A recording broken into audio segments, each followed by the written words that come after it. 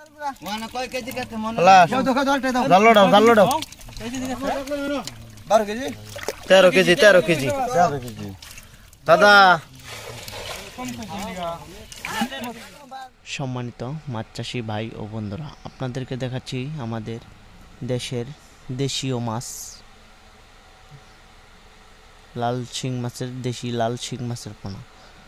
যারা দেশি শিং মাছের পোনা চাষ করবেন তারা এই সমস্ত মাছ চাষ করতে পারেন পুকুরে কিংবা বায়োফ্লকে কিংবা ট্যাঙ্কে, যে কোনো জায়গায় এই সমস্ত দেশি শিং মাছের পোনা চাষ করা যায়।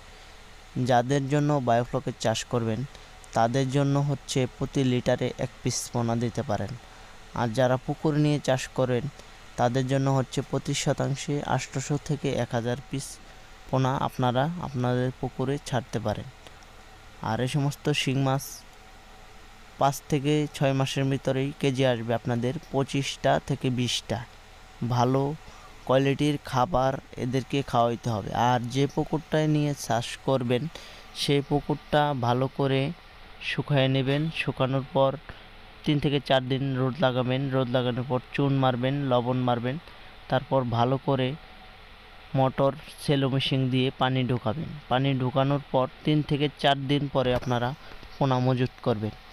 আর ভালো দেখে ভালো মানসম্মত দেশি শিং মাছের পোনা মজুত করবেন, কেননা ভালো মানের শিং মাছের পোনা যদি আপনারা মজুত করেন তাহলে এরকম 3 থেকে 4 মাসের ভিতরে এরকম সাইজের আইসা যাবে। এই মাছগুলো হচ্ছে পার পিস 25টাই কেজি।